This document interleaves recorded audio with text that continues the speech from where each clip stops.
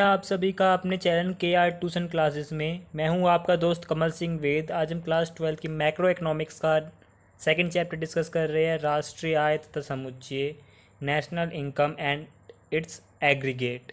Part second है ये। Part one में अपलोड कर चुका हूं, अगर आपने नहीं देखा है वो तो प्लेलिस्ट में जाके आप उसे देख सकते हो।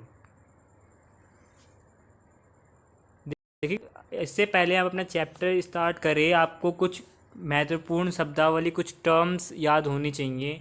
मैं यहाँ पर जी से अगर किसी चीज़ को दिखा रहा हूँ तो वो क्या होगा, आपका ग्रोस, सकल होगा। ठीक है, सकल।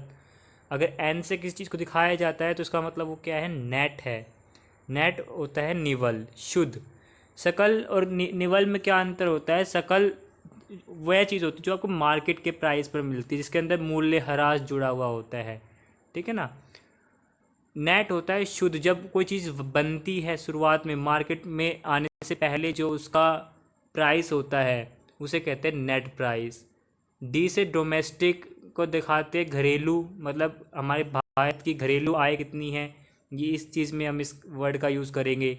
एन का मतलब है नेशनल, राष्ट्रीय आय। हमारे देश ने और देशों के साथ व्यापार करके और अपने घर के अंदर कितना व्यापार को बढ़ावा दे करके, उत्पादन करके कितनी राष्ट्रीय आय जनरेट करी।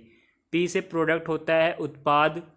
ठीक है, उत्पाद कितना हुआ उसको पी से दिखाते हैं। एम पी होता है मार्केट प्राइस, बाजार की कीमत पर। और एफ सी का मतलब होता है फैक्टर कॉस्ट, कारक लागत। कारक लागत होती है बेसिकली जिस लागत पर फैक्ट्रीज या फर्म या उत्पादक जो होते प्रोड्यूसर्स किसी पदार्थ को, किसी भी गुड्स को बनाते हैं, उसे कहते हैं कारक लागत। और वी ए का मतलब होता है वैल्यू एडिशन, मूल्य वृद्धि। किसी भी चीज़ में मूल्य वृद्धि की जाती है तभी तो आप उसे ज़्यादा कीमत पर खरीदते हो, उसकी वास्तविक कीमत से। लाइक 5 रुपये का अगर आप बिस्किट खरीदते हो तो वो 5 रुपये की उसकी नेट वैल्यू नहीं होती, उसकी नेट वैल्यू कम से कम 3 रुपये के आसपास होती है, 3.5 रुपये के आसपास।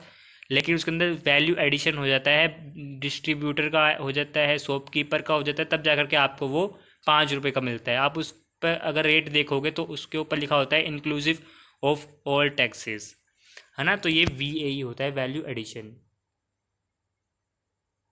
अब देखो है राष्ट्रीय आय से समुच्चय की aggregate related to national income. अगर आपको सकल निकालना हो, जी निकालना हो, देखो जी है ये सकल, अभी पहले मैंने बताया, अभी थोड़ी देर पहले। उसमें क्या करोगे, निवल। अगर आपको निवल दिया होगा, शुद्ध दिया होगा, तो उसमें क्या जोड़ना पड़ेगा आपको, मूल्य ह्रास जोड़ना पड़ेगा।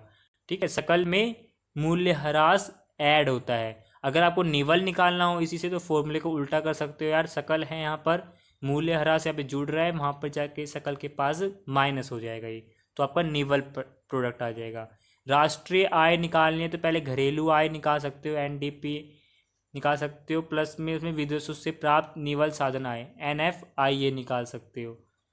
ठीक है, इसके बारे में भी अभी डिस्कस करेंगे। बाजार कीमत, मार्केट प्राइस अगर आपको निकालना है तो फैक्टर कॉस्ट आपको दी होगी, उसमें आपको एनआईटी ऐड करना पड़ेगा, निवल अप्रत्यक्ष कर, ये करना पड़ेगा आपको। ये निकलता है, अब एनआईटी निकलता है अप्रत्यक्ष कर, इनडायरेक्ट टैक्स माइनस में सब्सिडी, जो आपको आर्थिक सहायता दी जाती है उसको आप माइनस कर दोगे इनडायरेक्ट टैक्स से, तो आपका आ जाएगा एनआईटी। पांचवा पॉइंट देखोगे तो विदेशों से प्राप्त साधन आय, और इसे कहते हैं एनएफआईए भी।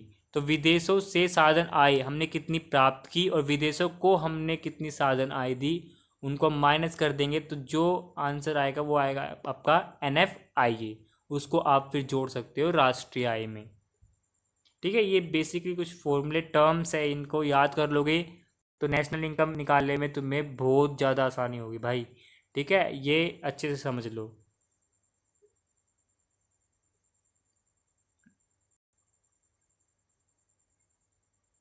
तो यार बस इस वीडियो में इतना ही। मिलते हैं आपसे नेक्स्ट वीडियो में। आप इन टर्म्स को याद कर लेना। चैनल पर नए हो तो चैनल को सब्सक्राइब कर देना। कल का जो मैं वीडियो अपलोड करूँगा वो मोस्ट इम्पोर्टेंट टॉपिक होंगे उसके अंदर, तो मैं उसको प्लेलिस्ट में डाल दूँगा, आप वहाँ पे जाके चेकआउट कर सकते हो उसे। तो मिलते हैं आपसे नेक्स्ट वीडियो में। Till then bye bye.